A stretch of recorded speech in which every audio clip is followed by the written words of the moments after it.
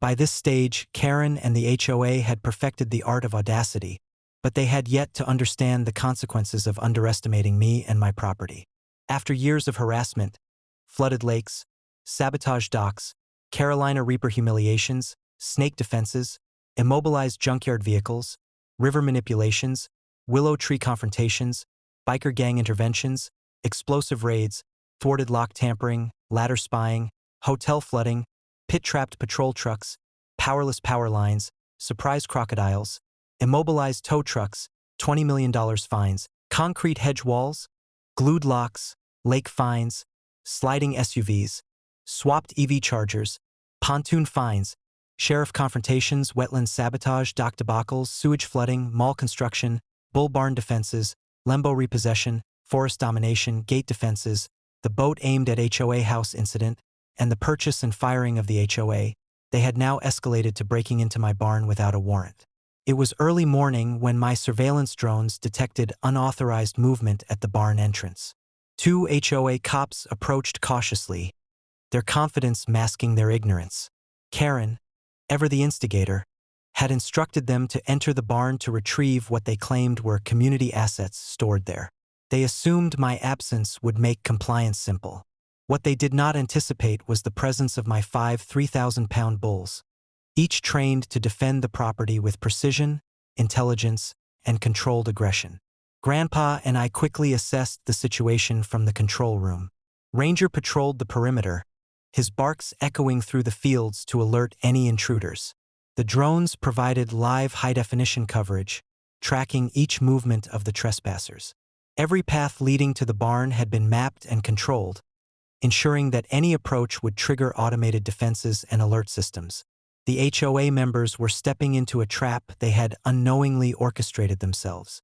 As they reached the barn doors, I activated the first stage of the countermeasure. The barn doors, reinforced and fitted with hydraulic locks, prevented unauthorized entry.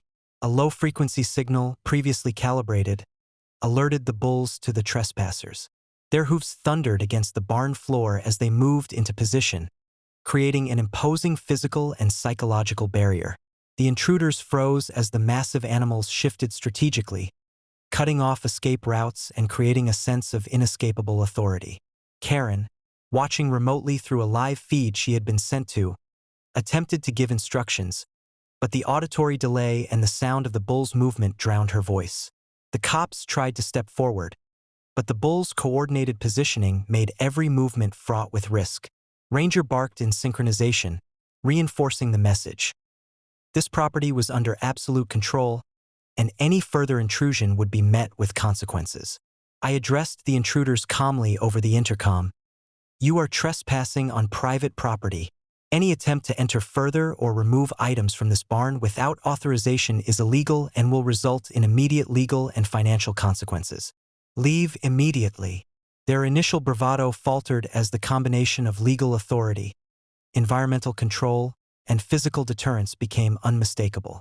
Every step they attempted forward was met with resistance, not aggression but absolute presence. The second stage involved tactical maneuvering.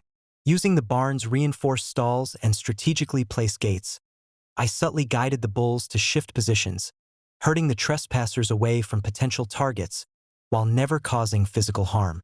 The intruders attempted to retreat but found themselves psychologically cornered. The bulls' size, coordination, and the knowledge that every movement was monitored left no room for confident action. Drones recorded every hesitant step, panic-stricken glance, and retreating movement for future legal documentation. By mid-morning, the intruders had retreated completely. Legal notices were issued immediately for trespass, attempted theft, and intimidation.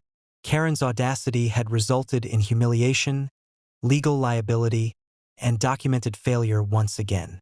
The 5 bulls returned to calm grazing, Ranger resumed patrol, and the barn remained intact, undisturbed, and fully secured.